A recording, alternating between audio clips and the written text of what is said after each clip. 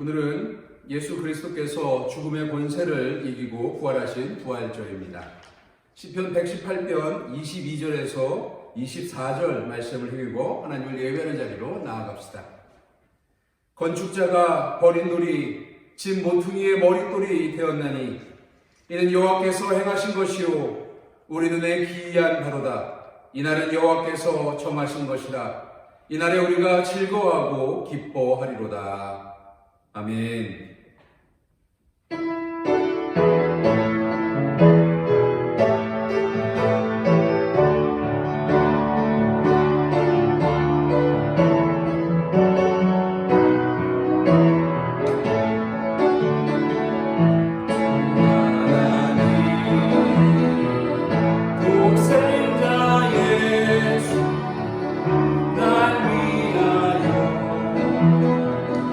오시려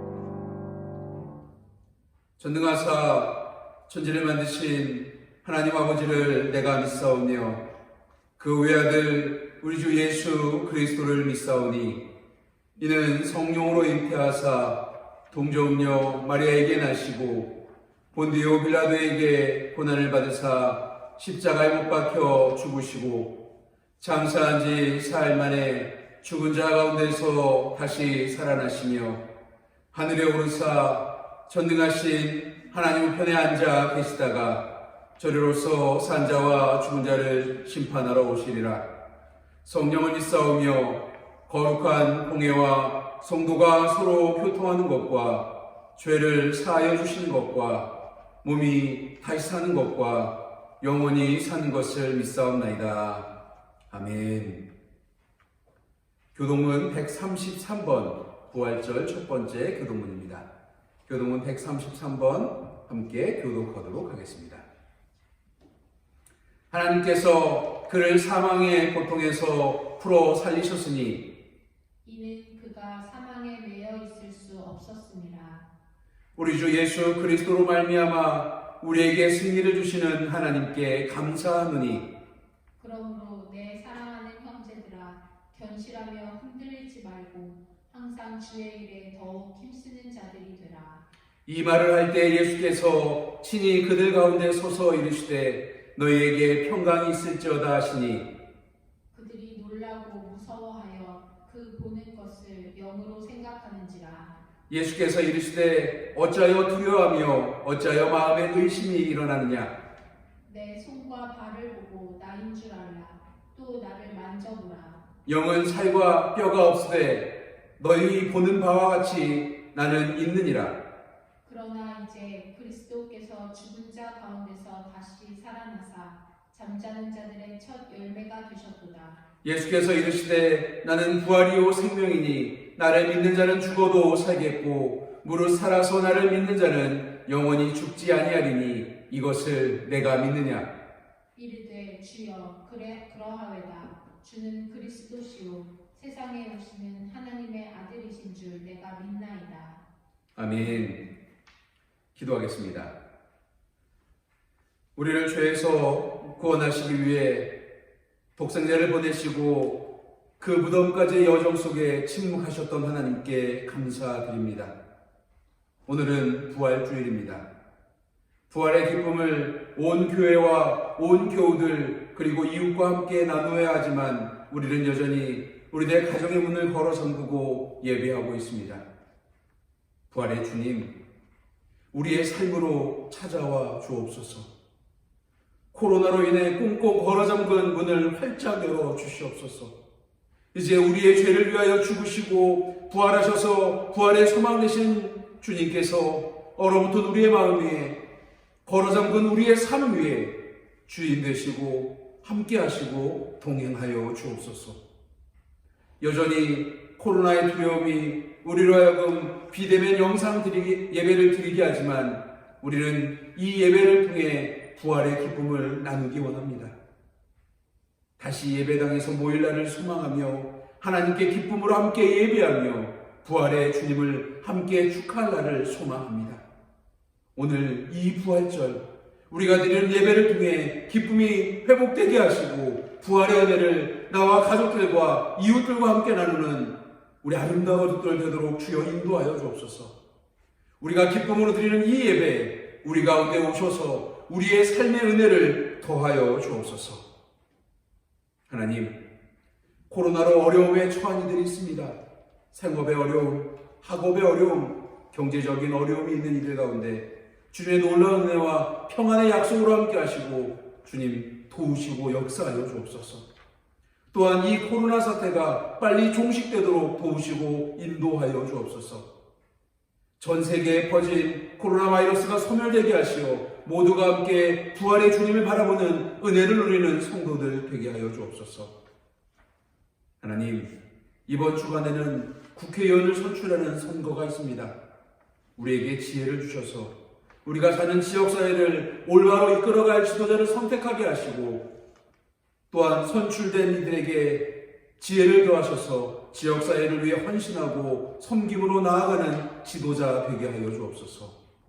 주님, 코로나로 지친 육신과 예배당에서 예배하지 못하는 지친 영을 주님께 이 예배로 드리기를 원합니다.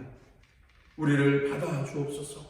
우리가 드리는 마음을, 우리가 드리는 예배를 받아 주옵소서. 각 가정에서 함께 다시 모일 날을 꿈꾸는 우리 아름다운 가족들이 주님 주시는 부활의 은혜로 이 한 주도 지치지 않는 새 힘을 얻고 승리하는 삶 살아가도록 주여 인도하여 주옵소서. 부활의 주님의 은혜가 우리 아름다운 가족들의 각 가정에 차고 넘치기를 소망합니다. 이 한 주간 함께하여 주옵소서. 무덤에서 부활하셔서 우리의 삶의 소망 되시는 우리 주 예수 그리스도의 이름으로 기도드렸습니다. 아멘.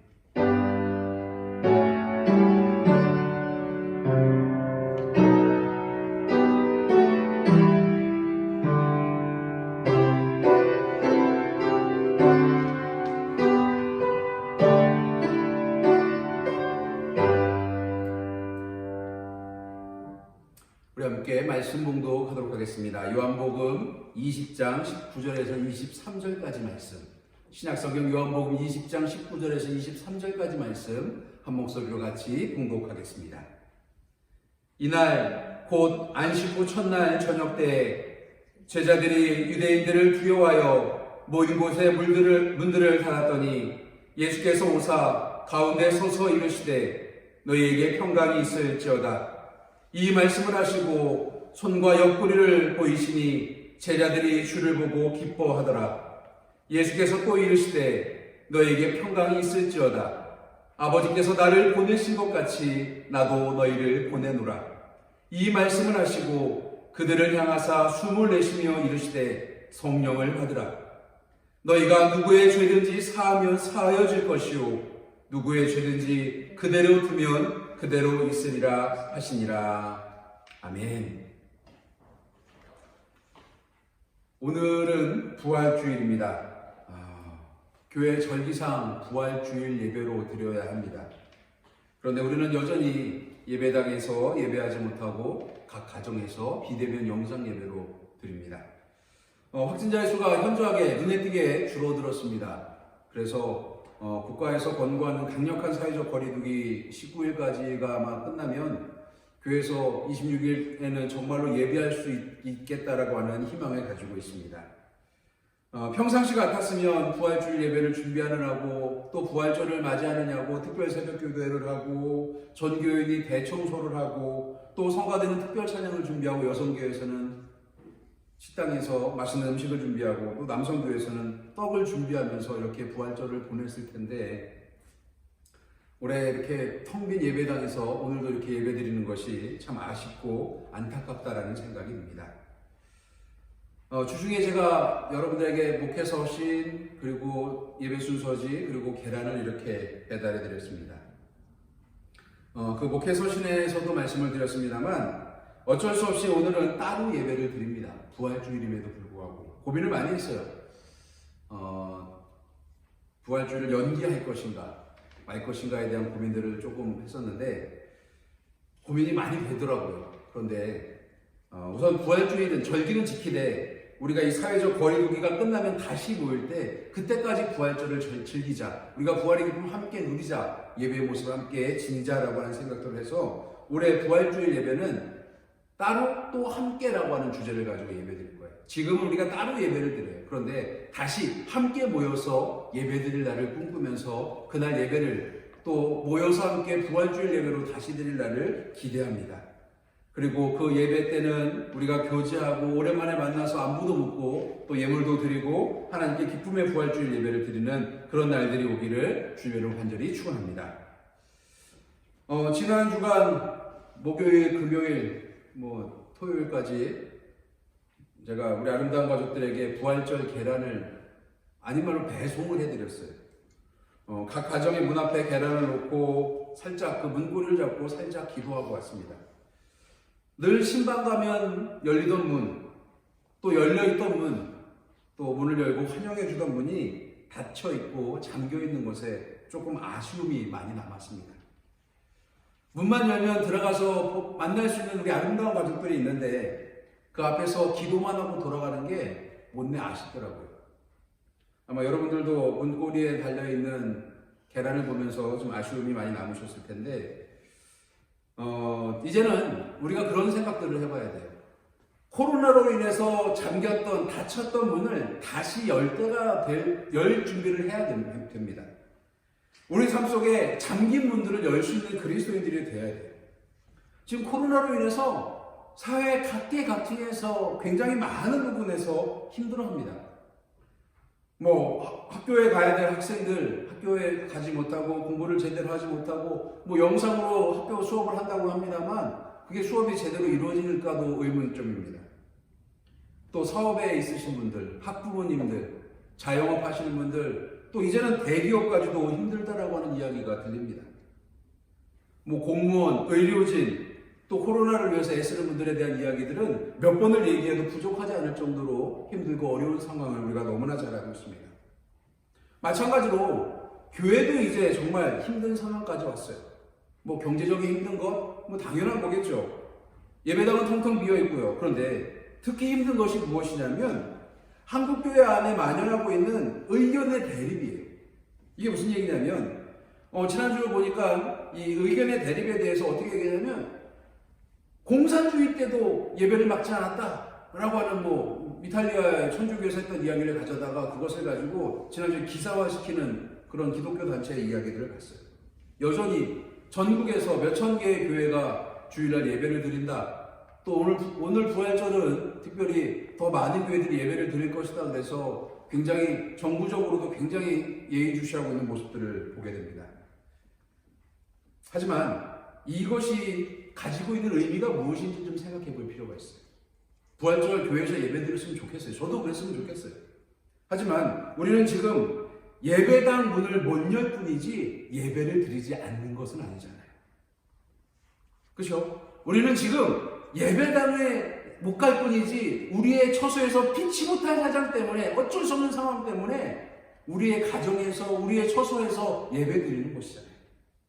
그런데 사탄이 이것을 이용하고 있다는 생각이 드는 거예요. 사탄이 이 코로나를 통해서 한국교회가 아니 전 세계 교회가 분열되고 대립되고 싸우고 나뉘어지기를 소망한다는 거예요. 이럴 때일수록 우리는 한 마음으로 우리를 위해 부활하신 예수님을 바라보는 그리스도인들이 되어야만 합니다. 날 위해 이 땅에 오시고 죽으시고 부활하셔서 우리의 새로운 소망과 희망이 되시는 부활의 예수님을 바라보면서 그 마음 하나만 품는 부활절이 되기를 소망합니다.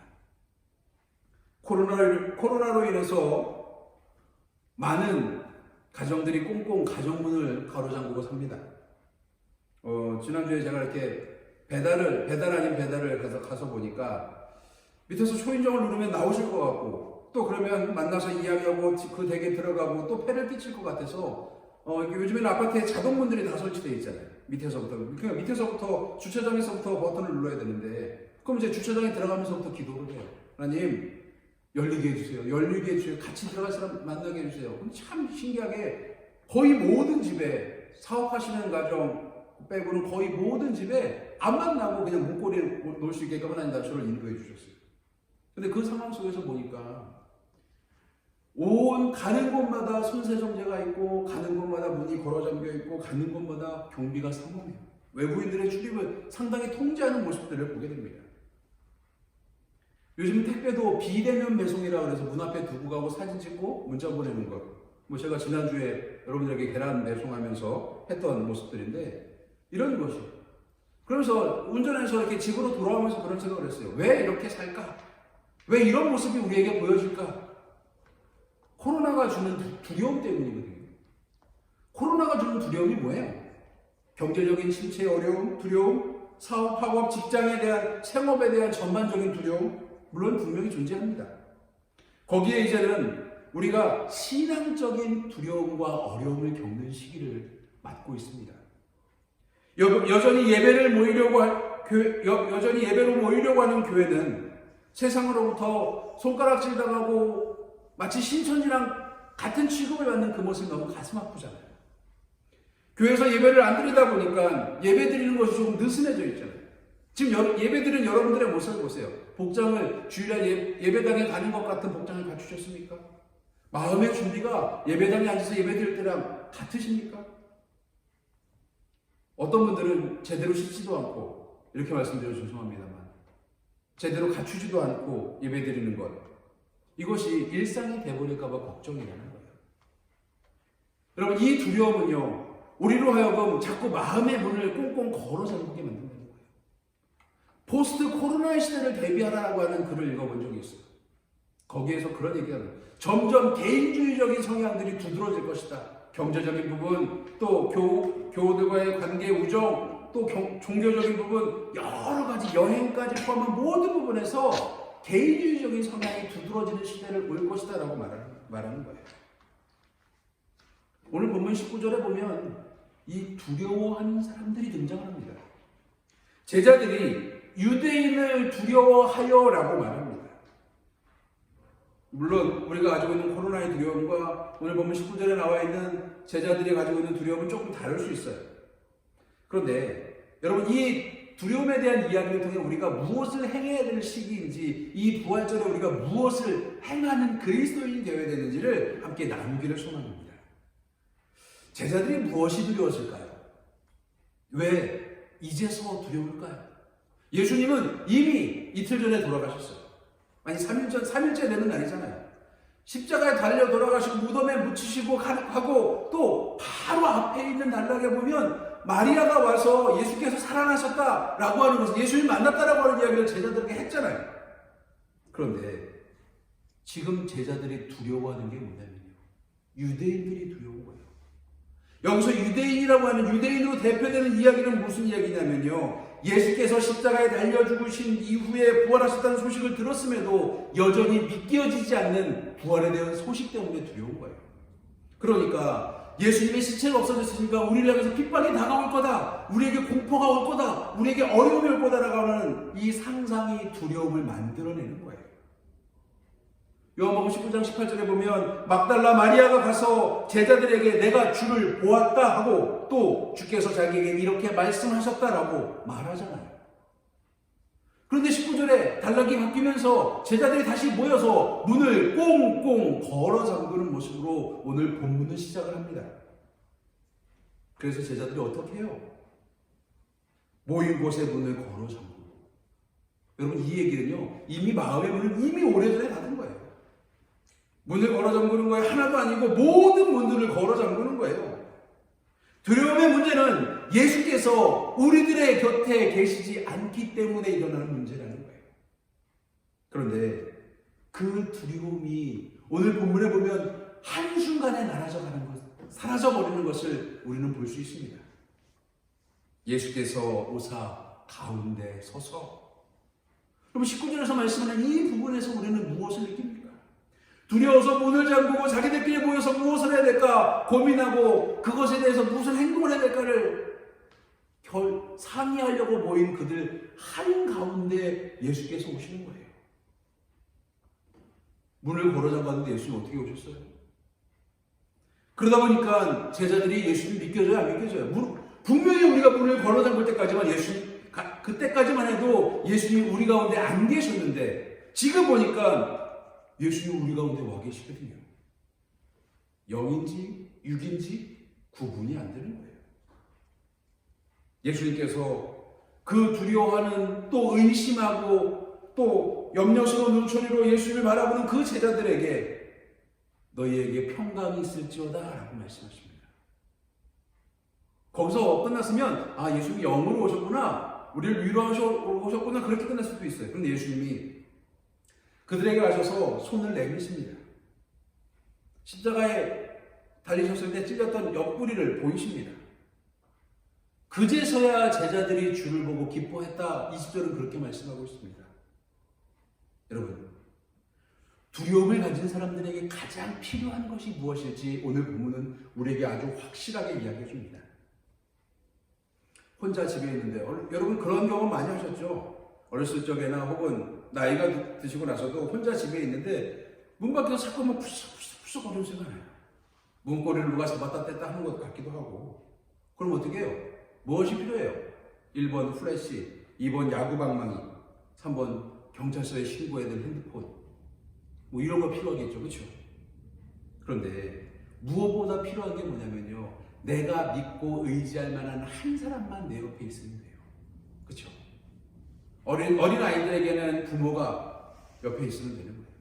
나이 드신 분들에겐 내가 의지할 만한 한 사람, 내가 신뢰할 만한 한 사람이 나에게 있으면 되는 거예요.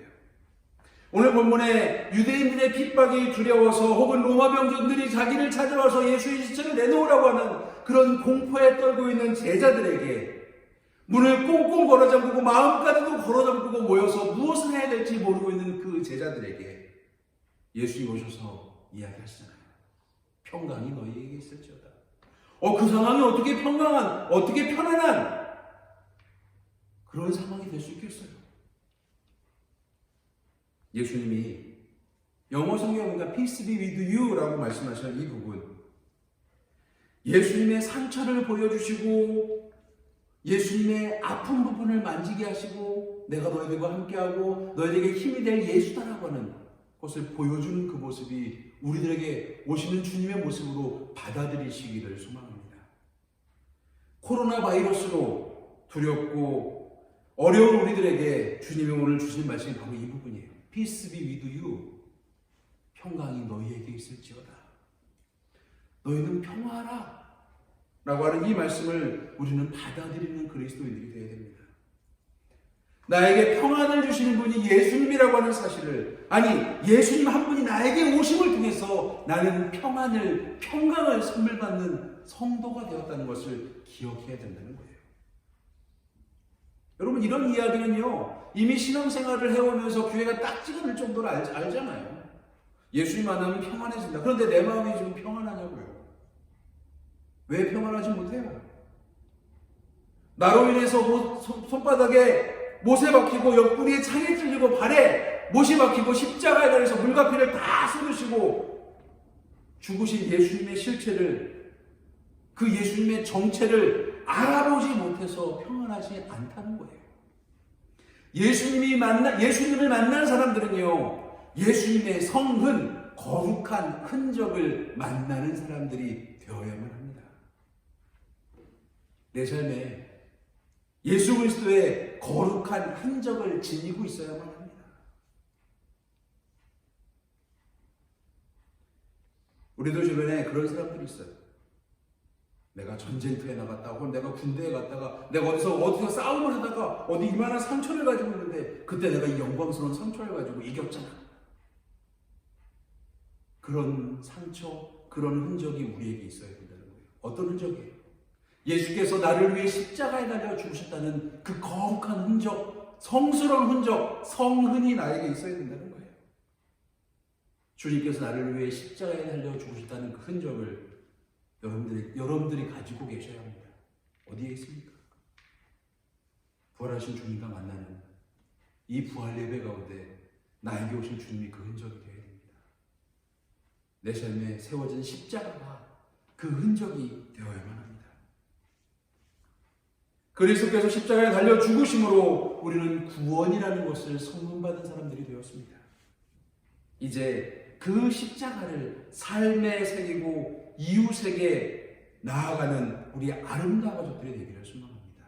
내 삶에 거룩한 흔적, 스티그마, 이 흔적을 지닌 그리스도인들이 되기를 주님의 이름으로 간절히 부탁드리겠습니다. 21절 말씀을 다시 보면 이렇게 이야기합니다.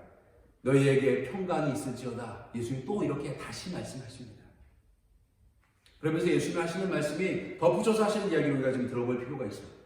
예수께서 나를 보내신 것 같이 나도 너희를 보내노라 라고 말씀하세요. 이제 만나는데, 이제 부활하신 주님을 만나는데 나를 보내신 것 같이 나도 너희를 보낸다라고 말씀하십니다. 아버지께서 나를 보내신 것 같이 나도 너희를 보내겠다라고 하는 이 말씀. 여러분, 아버지가 예수님을 보내셨다는 이야기는 뭐예요? 우리가 지난주에 나눴던 것처럼 성육신에 대한 이야기잖아요. 인간의 몸을 입고 우리에게 오셔서 우리를 구원하기 위한 그 구원의 드라마를 쓰신 주님의 이야기가 바로 하나님이, 아버지가 예수님을 보내신 이야기예요. 그리고 십자가에 달려 죽으시고 부활하신 후에 두려워하는 우리에게 평강이 있으라라고 말씀하시면서 제자들을 보내겠다라고 말씀하셔요. 이건 제자들을 보내겠다는 이야기에서 끝나는 문제가 아니라 이 예수님을 믿는 우리 모두에게 예수님이 보내겠다는 의미로 받아들여야만 합니다. 우리는 이 주님의 보내심에 반응하는 그리스도인들이 되어야 돼요. 여러분, 보내심에 반응한다. 이 이야기가 무슨 이야기인지 좀 생각해 볼 필요가 있는데, 오늘 부활절이 언제 끝납니까? 오늘 주일 예배 지나면 끝나요? 아니에요. 교회력 절기로 보면요, 5월 마지막 주 성령 강림절이 되기 전까지 부활주일이 계속해서 이어져요. 부활주일 1주부터 6주까지가 계속해서 이어지는 거예요. 하지만 우리의 삶에서는요, 이 부활절이 끝나서는 안 돼요. 기독교의 가장 큰 절기는 성탄절이 아니라 부활절이 되어야 되는 합니다. 그리고 나를 위해 나의 죄를 씻기 위해 이 땅에 오시고 십자가에 달려 죽으신 그 그리스도의 흔적을 지닌 사람들은요, 이제 세상으로 나가서 예수님의 보내심을 받고 세상으로 나가서 내가 구원의 도구, 축복의 도구가 돼서 내 이웃, 내가 만나는 사람 혹은 나랑 스쳐가는 사람들마저도 구원의 역사 안에 들어올 수 있게끔 매개체가 되고 전도자가 되는 역할이 우리에게 주어졌습니다. 히브리서 3장 1절에 보면, 그러므로 함께 하늘의 부르심을 받은 거룩한 형제들아, 우리가 믿는 도리의 사도이시며 대제사장이신 예수님을 깊이 생각하라라고 사도 바울이 이야기합니다. 바울은 구원받은 모든 사람들 향해 무엇을 이야기하냐면요, 하나님의 부르심을 받은 거룩한 성도 혹은 거룩한 형제라고 그렇게 이야기합니다. 하늘의 부르심, 즉 하나님의 부르심을 받은 사람, 부르심을 받는 것에서 끝나는 게 아니라 그 부르심은요, 보내심을 위한 부르심이잖아요. 여러분, 학교 가는 사람들이 학교 왜 가요? 학교 다니고 졸업장 받기 위해서 학교 가는 거 아니잖아요. 그 학교에서 배운 것을 사회에 나가서 써먹기 위해서 학교에 가는 거예요. 하나님의 부르심도 마찬가지예요. 하나님이 우리를 그리스도 안으로, 또 구원의 방주 안으로, 하나님의 은혜 가운데, 하나님의 날개 안에 우리를 부르신 것은 우리로 하여금 우리들끼리 모여서 잘 살라고 부르신 게 아니잖아요. 세상으로 나가라고 보내시는 거잖아요. 우리는 십자가를 지신 예수님처럼 이 세상에서 성육신을 이어가는 그리스도인들이 되어야 됩니다.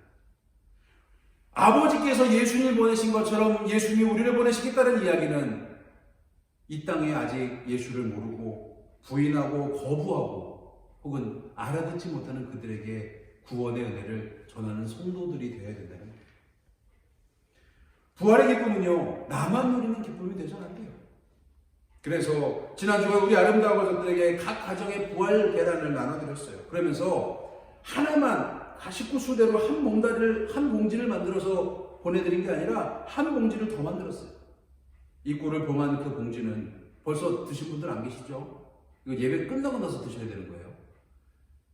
이 부활절 봉하지 않은 봉지는 가족 수대로 넣어서 그냥 가족끼리 나눠주시는 거예요. 옆에 있는 봉해져 있는 봉지는요, 앞집, 옆집 혹은 경비 아저씨 혹은 내가 오늘 만나는 사람들에게 나눠주시면 돼요. 손 세정제도 개수만큼 넣어드렸는데, 여러분, 우리들 주변에 요즘은 비대면 시대니까 앞집하고 만나기가 껄끄러우시면 거기에다 좀 작은 쪽지 하나 적으셔갖고, 몇 호사는 누굽니다, 작은 쪽지 하나 적으셔갖고 문고리에, 제가 했던 것처럼 문고리에 걸어놓으시면 돼요. 하지만 걱정하지 마세요. 그들이 받던 안 받던 우리는 그리스도께서 우리에게 보내셨다라고 하는 그 본분을 다하기 위해서 부활의 기쁨을, 부활의 축하를 함께 나누기 위해서 하는 행동들이 있기 때문에 받든 안 받든 그것에 대해서 걱정하지 마세요. 우리는 이제 이 일을 시작으로 부활의 기쁨을 함께 나누는 성도들이 되어야 돼요. 나랑 관계 있는 사람, 더 나아가서 나랑 관계 없는 사람, 나랑 스치며 지나가는 사람까지도 부활의 기쁨을 함께 나누는 그리스도인들이 되어야 됩니다. 그래서 우리는 성도라고 하는, 그리스도인이라고 하는 이름을 얻은 사람이라는 것을 깨달으시기를 주님의 이름으로 부탁드리겠습니다. 22절의 말씀을 좀 볼게요. 이 말씀을 하시고 그들을 향하사 숨을 내쉬며 이르시되 성령을 받으라 라고 말씀하십니다. 예수께서 제자들을 보내시면서 이제 제자들에게 성령을 받으라라고 말씀하시는데 거기에 아주 익숙한 단어, 익숙한 문장이 하나가 들어가 있어요. 그들을 향하사 숨을 내쉬며라고 말씀하시는 부분. 여러분 이거 어디서 많이 본 부분 아니에요? 그렇죠? 창세기 2장 7절에 나와 있는 여호와 하나님이 땅의 흙으로 사람을 지으시고 생기를 그 코에 불어 넣으시니 그 사람이 생명이 된지라라고 말씀합니다. 여러분 이 생명이라고 하는 단어는 살아있는 영이라고 하는 뜻인데 하나님이 인간을 진흙을 빚어서 만드신 이후에 코에다가 숨을 후 하고 불어 넣으시는 거예요. 그러니까 진흙으로 만든 사람이 아담이 생명, 살아있는 영이 됐다라고 성경은 이야기합니다. 근데 오늘 부활하신 예수님께서 제자들을 보내시면서 그 제자들과 함께 가요. 그 제자들의 믿음이 연약해질 때마다 그 제자들이 힘들고 어려울 때마다 돕고 인도할 성령을 받으라고 말씀하기 전에 그들 향해서 숨을 불어넣으셨다. 숨을 크게 쉬셨다. 성경은 그렇게 이야기하는 거예요. 이것은 하나님이 그러셨던 것처럼 이제 죄에서 구원받은 우리들에게 새로운 생명을 부어주시는 예수님의 행동이라는 거예요. 예수께서 허락하신 새로운 생명은요, 이 세상에서 부활의 기쁨을 나누며 살아가는 우리에게 주어지는 선물이 되는 거예요. 성령은 나와 함께 하시는 분이잖아요. 이전까지 구약시대까지 있었던 하나님은요, 선지자를 통해서 누군가 한 사람을 통해서 역사하신 하나님이었다면 예수님 이후에 신약시대를 살아가는 우리에게는요, 성령을 보내주셔서 성령과 동행하는 그리스도인으로 살게 하시는 것이 하나님의 구원 섭리거든요.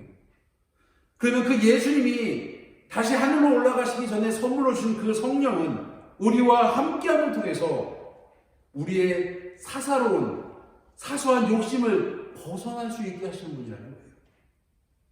우리는 이제 기도하면서 온전한 그리스도인이 되기를 소망하며 살아가는 성도들이 되어야 됩니다.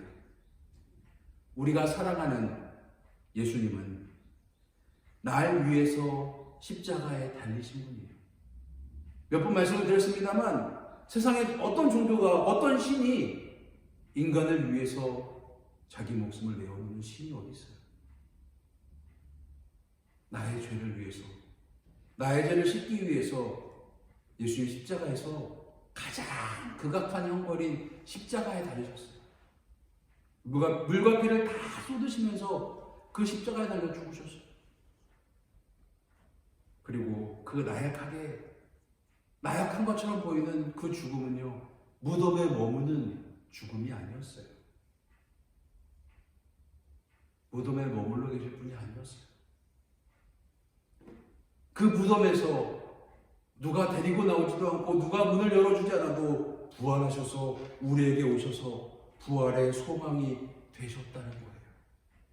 여러분, 이제 이 시대를 살아가는 우리들에게 필요한 게 바로 이거예요.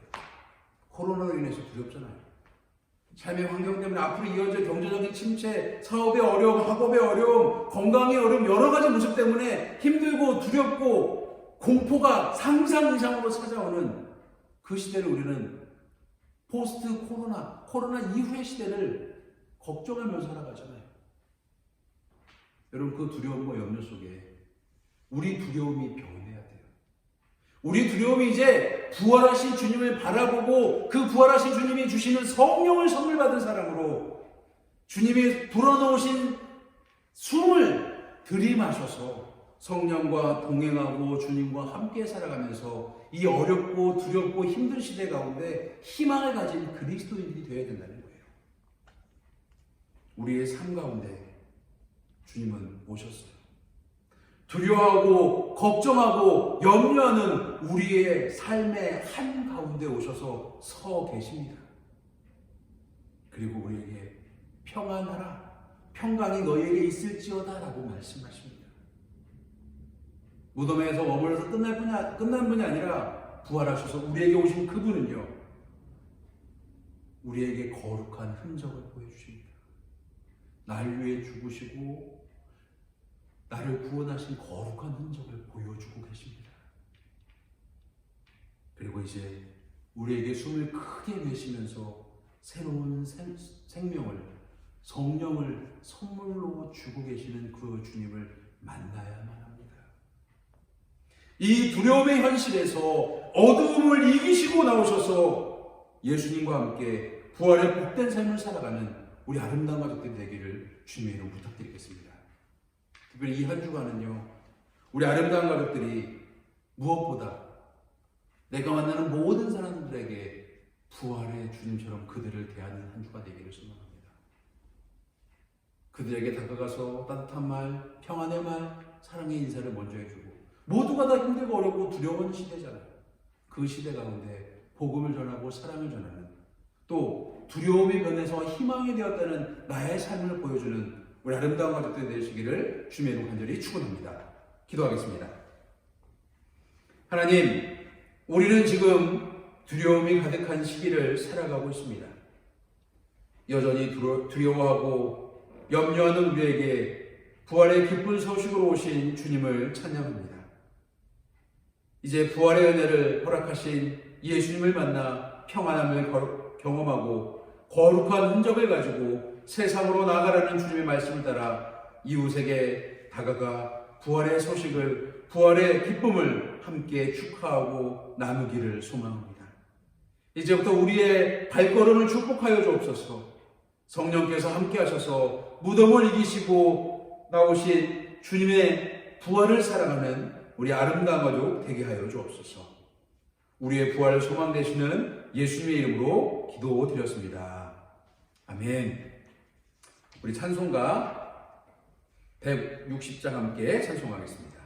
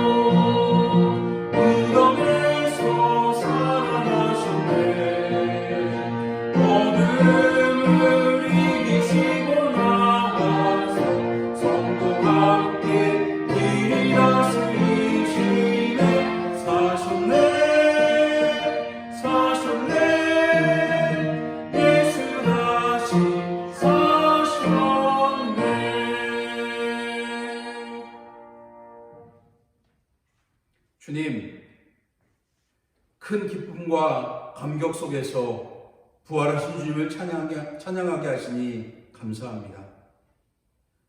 부활하신 주님을 이 한 주간 묵상하면서 우리가 어찌 살아가야 할지를 깨닫습니다. 오늘 예배를 통해 주님 주신 말씀을 통해 또 주님이 그러셨던 것처럼 땅의 것이 아닌 위의 것을 추구하며 살아가겠습니다. 우리의 힘만으로 할 수 없지만 주님을 의지하며 그 생명길을 가겠습니다. 주님, 감사의 마음으로 드리는 우리의 예물을 받아주시옵소서. 드려진 예물이 죽음과 어두움의 세상에서 생명과 빛을 전하는 도구가 되게 하옵소서. 예물을 쓰이는 곳마다 생명이 살아가는 부활의 역사가 일어나도록 우리들의 예물을 사용하여 주옵소서. 예수님의 이름으로 기도드렸습니다. 아멘.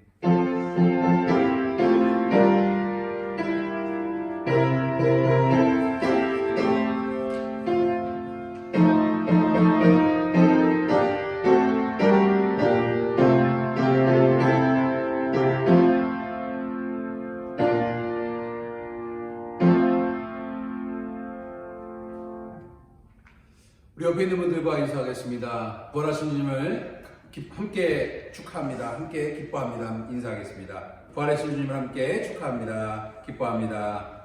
오늘 부활절입니다. 아까 말씀드렸던 것처럼 우리들의 부활절은 따로 또 함께라고 하는 주제를 가지고 갑니다. 오늘은 이렇게 각 가정에서 따로 예배를 드리지만 지금 예상으로는 4월 26일이 될 것 같아요. 그 전에 됐으면 좋겠습니다만 4월 26일 날 다시 모일 때 함께 드릴 때도 우리가 부활절 예배로 다시 모인다는 것 기억하시고 또 그 예배 함께 해주시기를 부탁드리겠습니다. 부활 계란 여러분들의 가정에 각 가정에 나눠드렸는데 그 작은 메시지 하나 적으셔서 옆집 혹은 만나는 사람들에게 나누는 그리스도인들 되시기를 주님으로 부탁드리겠습니다. 다른 예물들 선교주일, 선교헌금, 속회헌금 여러 가지 모습의 예물들, 감사 예물들은 온라인 헌금으로 보내셔도 되는데 부활절 예물은 다시 모일 때 4월 26일 날 예배당에서 함께 봉헌하시기를 부탁드리겠습니다.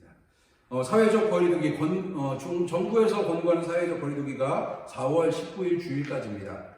그래서 다음 주일도 예배하기는 쉽지 않을 것 같아요. 그래서 이제 우리가 이 정부의 뜻을 따라줘야 교회도 정부에게 요구하는 것을 말아주는 시대가 올 겁니다. 우리가 또 그 일을 위해서 함께 해주시길 부탁드리겠습니다. 또 코로나 종식을 위해서 매일 모여서 우리가 각 가정에서 정오 기도하고 있습니다. 여러분 함께 동참해 주시길 부탁드리겠습니다.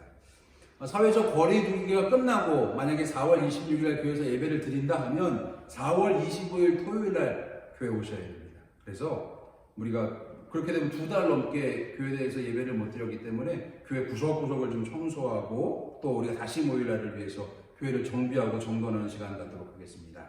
온라인 예물 헌금에 대한 부분들 여러분들에게 온라인 계좌 이렇게 보여드립니다. 여러분 함께 해주시고 또 예물을 봉헌해 주시길 부탁드리겠습니다. 우리가 특별히 여러 가지 힘듦과 어려움 속에 있습니다. 그 힘든거 어려움은 사업하는 분들, 학업에 있으신 분들, 또 코로나 우리가 알지 못하지만 또 우리 주변에 있는 확진자들이나 또 유가족들도 있을 거고요. 그 공포 때문에 두려워하는 사람들도 있을 건데 그들을 위해서 함께 기도하는 귀한 한 주가 될 수 있기를 주님으로 간절히 부탁드리겠습니다. 우리 마지막 찬양 하도록 하겠습니다.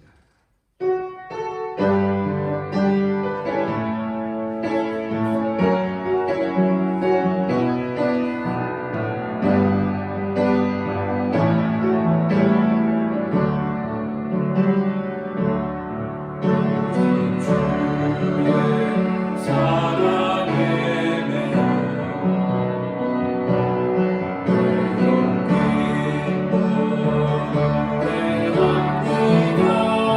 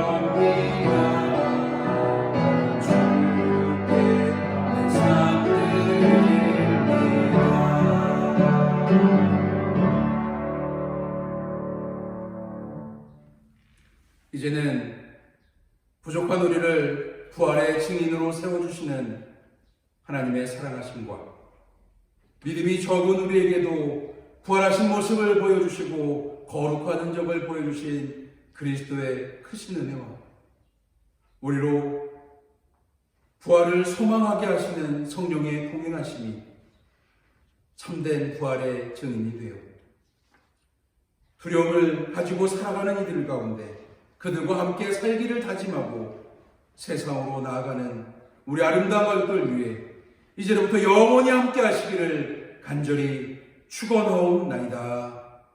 아멘.